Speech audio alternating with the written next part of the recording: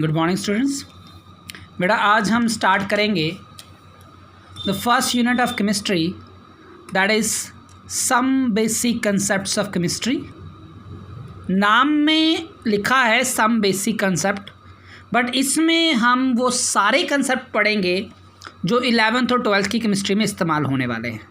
सारे important concept हैं, तो इस चैप्टर का बेस बहुत इम्पॉर्टेंट है, इसीलिए बेसिक कंसेप्ट्स हैं। सम बेसिक कंसेप्ट जितना बेस स्ट्रांग होगा बेटा उतना ही आप इजीली 11th और 12th की केमिस्ट्री कर पाओगे।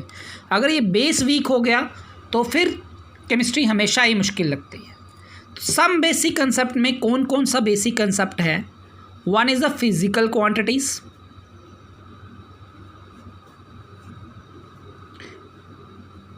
And measurements.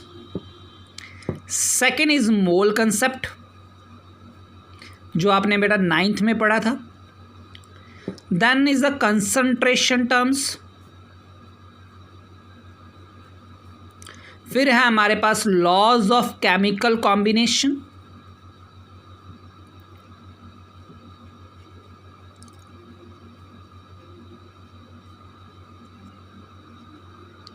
एंड हमारे पास फिर है इसमें दैट इज स्टाइकियोमेट्री।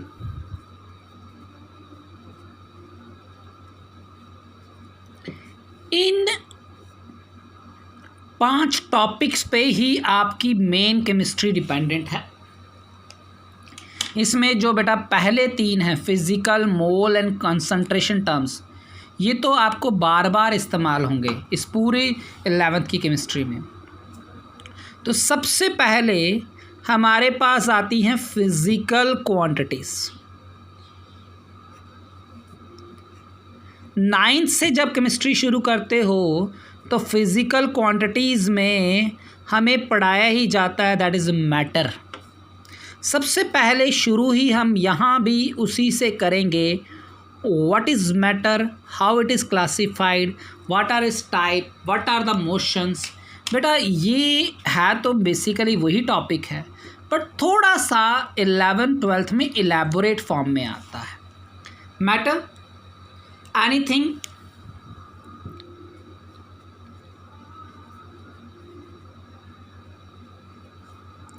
that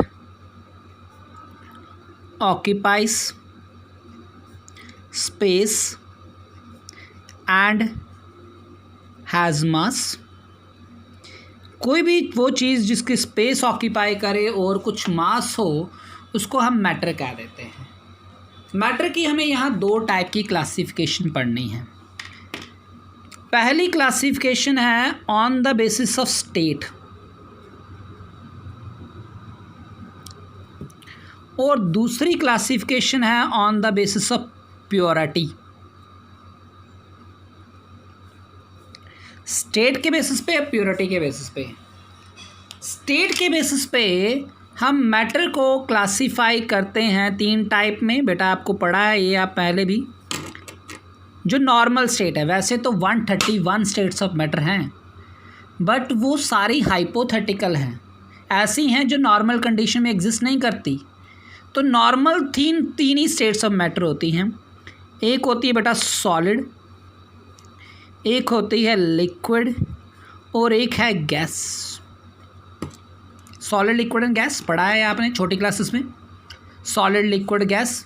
और प्योरिटी के बेसिस पे हम सब्सटेंस को क्लासिफाई करते हैं 2 कैटेगरी में। One is pure and one is impure. Pure में 2 चीज़ें आती हैं, one is elements and another one is compound. Impure में आते हैं मिक्सचर्स, और मिक्सचर्स भी 2 कैटेगरी के होते हैं, one is homogeneous and another one is heterogeneous.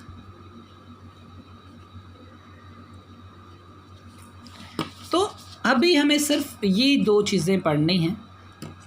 Matter है क्या, उसकी क्लासिफिकेशन क्या है, कौन कौन से यूनिट्स आएंगे, कौन कौन सी डायमेंशंस आएंगी, वो हमें स्टडी करना है। तो है तो बेसिकली बड़ा सिंपल चीज़। बट थोड़ा सा डिटेल। सबसे पहले व्हाट इज सॉलिड, है क्या solid? What is a solid? Solid बेटा दैट स्टेट ऑफ मैटर है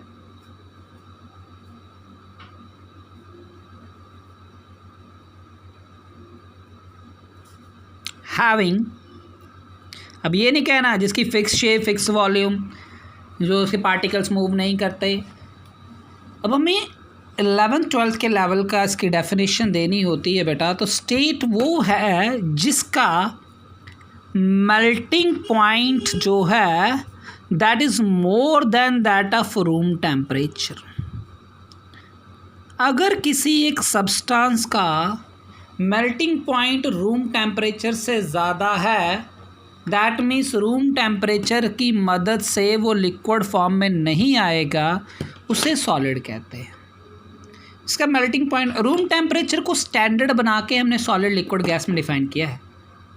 रूम टेम्परेचर पे अगर किसी सब्सटेंस का मेल्टिंग पॉइंट रूम टेम्परेचर से ज़्यादा है देन वो सॉलिड है। एंड पार्टिकल्स शो, सॉलिड को नॉन फ्लूइड्स भी कहा जाता है, इसके पार्टिकल फ्लो नहीं करते, मूव नहीं करते। लिक्विड और गैस को बेटा हम फ्लूइड भी कहते हैं, this two are called as fluids. Solid को नॉन फ्लूइड भी कहते हैं। क्या पार्टिकल सॉलिड के मूव नहीं करते? क्या बिल्कुल मूवमेंट नहीं है सॉलिड के पार्टिकल की? तो ऐसा नहीं है, पार्टिकल्स मूव तो करते हैं। Particles show only vibrational motion.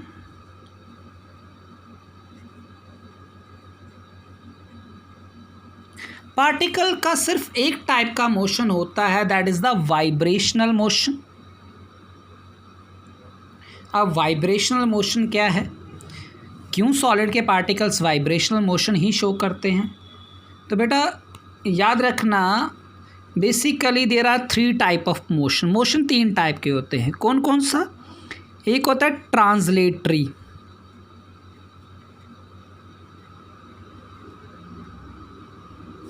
एक होता है रोटेटरी, एक होता है vibrational motion. Translatory, rotatory and vibratory. Translatory बेटा मैं अपने बेंच से उठ के किसी दूसरे बेंच पे बैठ जाता हूँ, दैट इज़ ट्रांसलेटरी। मैं अपनी मीन पोजीशन छोड़ के कहीं जा रहा हूँ, that is called as translatory. Rotatory होता है, ये एक फिक्स मीन पोजीशन है और पार्टिकल मीन पोजीशन के इर्द गिर्द चक्कर लगा रहा है। जैसे अर्थ मूव कर रही है, सॉरी हमारे पास अर्थ मूव कर रही है सन के इर्द गिर्द, that is a rotatory motion. एक पार्टिकल दूसरे फिक्स पोजीशन के इर्द गिर्द मूव करे। एक जैसे पेंडुलम होता है बेटा, ये इसकी एक मेन पोजीशन है। पेंडुलम कभी यहाँ जाता है, कभी यहाँ जाता है, बट इसी मेन पोजीशन के थ्रू होकर जाता है ना, इसी पोजीशन से होकर जाता है, बट अपनी मेन पोजीशन के ऊपर मूव करना। ये इसकी मेन पोजीशन, इसी के ऊपर वो मूव कर रहा है। कभी इसको इधर से इधर जा रहा है, कभी इधर से इधर, इस मेन पोजीशन को बार बार क्रॉस कर रहा है।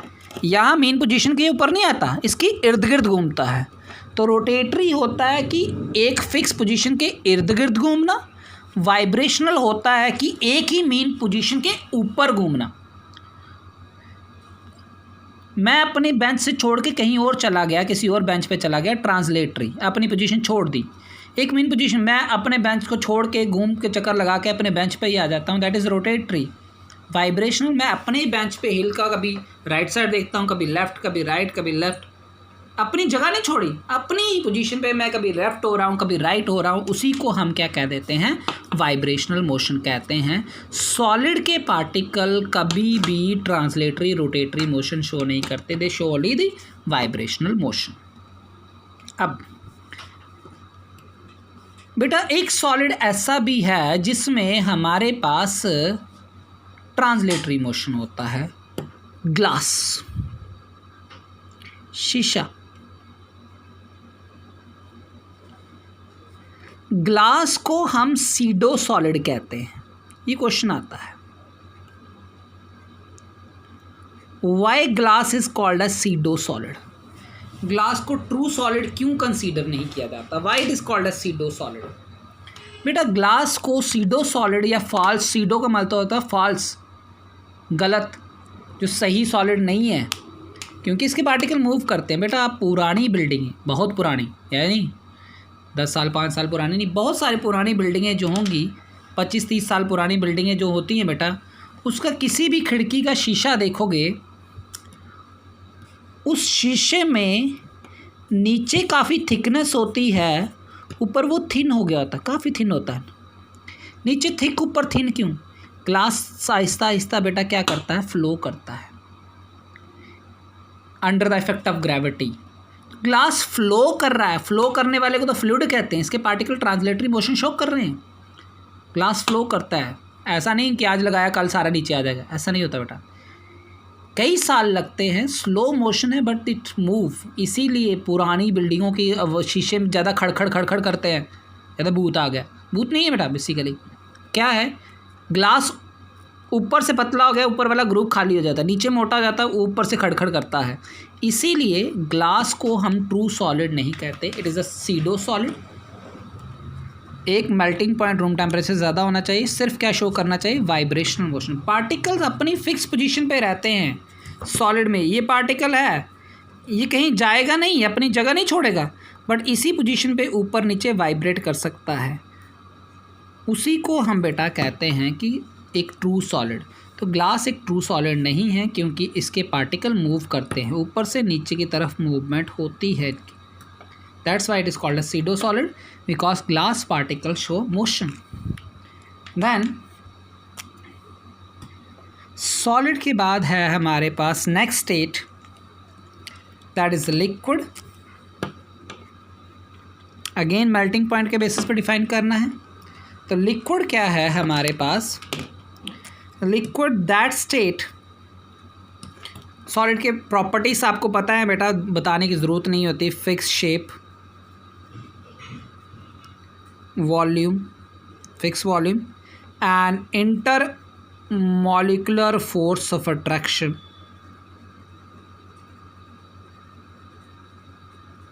हाई होता है, intermolecular force of attraction high होता है। और सॉलिड के केस में दे हैव हाई डेंसिटी,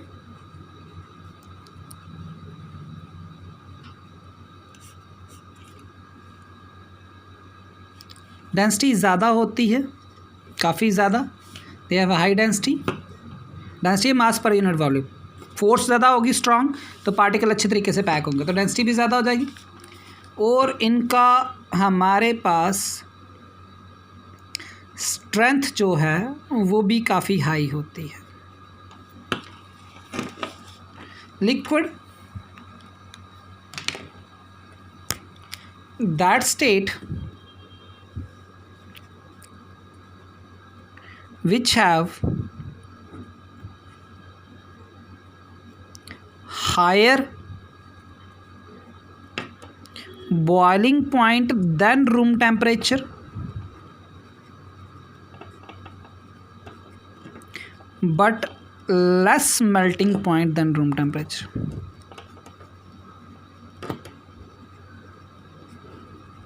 जिनका बॉइलिंग पॉइंट तो रूम टेम्परेचर से बेटा ज़्यादा हो, दैट मीन्स लिक्विड से गैस में नहीं जाएगा रूम टेम्परेचर पे, but melting point room temperature से कम हो। रूम टेम्परेचर पे वो सॉलिड से लिक्विड आ जाता है, बट रूम टेम्परेचर पे लिक्विड से गैस नहीं जाता, they are called as liquids. The state which have higher boiling point than the room temperature but melting point जो है, बट वो लेस है, less melting point than room temperature, उनको हम लिक्विड्स कहते हैं। तो इन liquids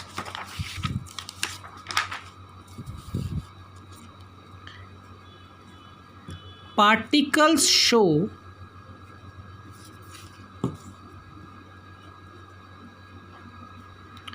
all three type of motion, सभी मोशन शो करते हैं, that is rotational, vibrational and translatory motion. But इनका मोशन गैस के मोशन से डिफरेंट है। it show laminar flow.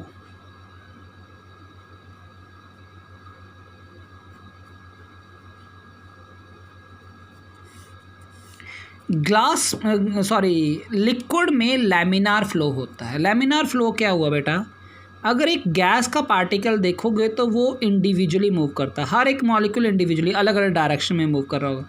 कोई इधर मूव कर रहा है, कोई इधर मूव कर रहा है, कोई इधर मूव कर रहा है, कोई इधर मूव कर रहा है, कोई फिक्स डायरेक्शन नहीं है। एक मॉलिक्यूल की मूवमेंट दूसरे के ऊपर डिपेंड नहीं करती। बट लिक्विड देखोगे, क्योंकि लिक्विड के बीच में फोर्स ऑफ अट्रैक्शन कंपैरेटिवली काफ़ी हाई होती है, ये लिक्विड के मॉलिक्यूल ग्रुप में मूव करते हैं, सारे के सारे मॉलिक्यूल एक साथ मूव करते हैं। तो एक लेयर मॉलिक्यूल की एक साथ मूव करती है, दूसरी लेयर इसके ऊपर मूव करती है, तीसरी लेयर इसके ऊपर मूव करती है। तो मॉलिक्यूल एक इंडिविजुअली मूव नहीं कर रहे, molecule in the form of layers move कर रहे हैं। उसी को हम क्या कह देते हैं, लैमिनार फ्लो। तो हर एक मॉलिक्यूल का इंडिविजुअल मोशन नहीं है लिक्विड में। लिक्विड में जब मॉलिक्यूल मूव करते हैं वो ग्रुप में मूव करते हैं, संगठन में मूव करते हैं, इकट्ठा ग्रुप बना के मूव करते हैं, उन्हीं को हम लैमिनार फ्लो कहते हैं। तो how the fluidity of liquid is different from the gas. Gas show individual motion, liquid particle show laminar flow. ठीक है। देन लिक्विड्स में inter molecular force of attraction जो है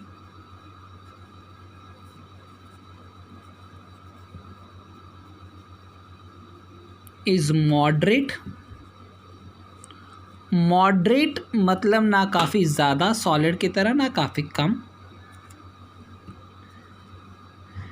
इनकी डेंसिटी भी इंटरमीडिएट है।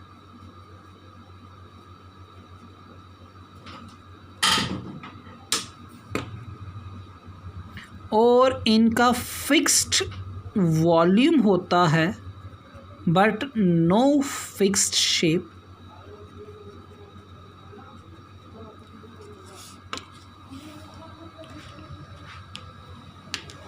And last one is called as gas.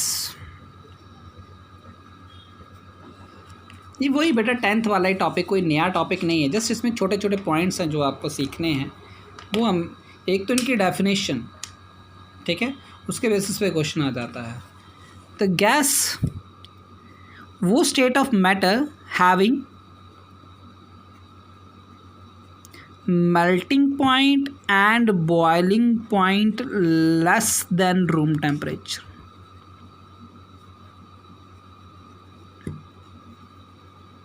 जिनका melting point और बॉइलिंग पॉइंट दोनों रूम टेम्परेचर से कम होंगे उनको हम गैस कहते हैं। और इसमें भी particle show all 3 type of motion.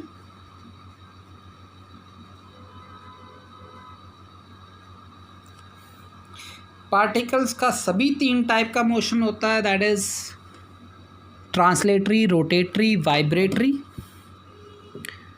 और इसमें negligible intermolecular force of attraction होती है। फोर्स ऑफ अट्रैक्शन लगभग नेग्लिजिबल है। अगर मॉलिक्यूल्स के बीच फोर्स ऑफ अट्रैक्शन नहीं होगी तो मॉलिक्यूल्स जो हैं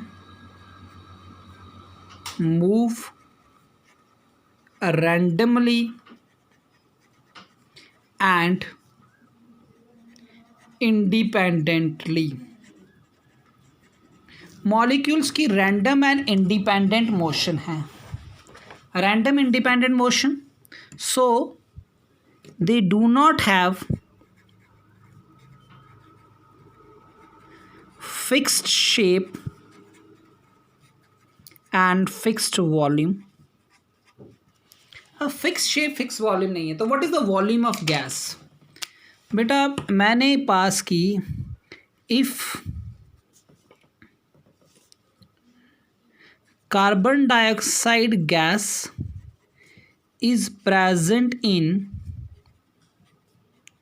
40 liter cylinder